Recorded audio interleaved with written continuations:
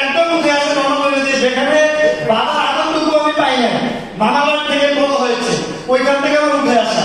অনেক গল্প ছোটবেলা বলতে শেষ করা যাবে না। শুধু একটা কথাই বলবো, সিদ্ধান্ত মানুষকে জীবনে পরিবর্তন করা যায়। আমার জীবনে কিছু জিদ আর কিছু সিদ্ধান্ত আজকে আমাকে এই জায়গায় আনতে সক্ষম হয়েছে। আমি বলবো আজকে এখানে বসা যারা প্রত্যেকে আছেন, শুধু একটা সিদ্ধান্ত নেন, আমিও স্টেজে থাকতে চাই। আপনার জাস্ট ওয়ান ইয়ার লেগে থাকেন, আমার বিশ্বাস আপনার জায়গায় স্টেজে ভালো একটা র্যাঙ্ক নিয়ে রাখতে পারবেন। এটা এমন একটা প্ল্যাটফর্ম তৈরি করে আমি তো আমার কথা বলি, আমি 5 বছর স্কুলে আমি কখনো মুখস্থ দাঁড়িয়ে পড়াবো পারতাম না। এটা আমার একটা প্রবলেম ছিল, লিখতে পারতাম কিন্তু বলতে পারতাম না। কিন্তু মজার বিষয় হচ্ছে ক্যাম্পসি করার কারণে আজকে 2 দিন 3 দিন তারা ট্রেনিং করেও কথা শেষ না, এখন অল্পে মুখস্থ কথা বলতে পারি, অটোমেটিক আসতে থাকে। কোথায় থেকে আসে নিজেও জানি না, কিন্তু আসতেছে। এটাই হচ্ছে ক্যাম্প ডিউটি। আপনি ক্যাম্প এভাবে পরিবর্তন করবেন। আজকে বর্তমান সেক্টরে যে কোনো জায়গাতে যান, প্রেজেন্টেশন মার্ক দিয়ে আপনাকে দিতে হবে।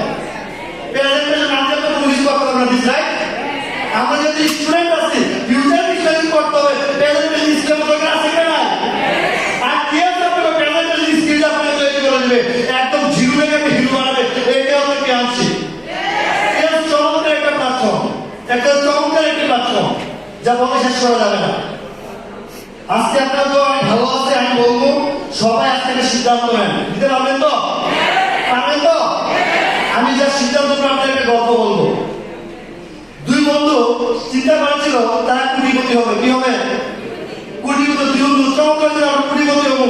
আর এক বন্ধু বলছে, বন্ধু কোটিপতি কেমন হবি? এটা কয়েকদিন মুখে হওয়া না কোন আমাদের সূত্র আছে। তো কিভাবে? আমরা লটারি ধরবো। কি ধরবো? লটারি ধরলে লাগবে না নাকি? 20 টাকা কোটিপতি হয়ে যাবো না? আর লোকে তো বলছে, বন্ধু কিভাবে সম্ভব? আমরা যে আকাম কুকাম করছি, আল্লাহ তো আমরা সন্তুষ্ট না, চাইলে তো আল্লাহ মনে দিবে না। কোনো সমস্যা নাই, আল্লাহ কিভাবে সন্তুষ্ট করতে আমি জানি। তো কিভাবে?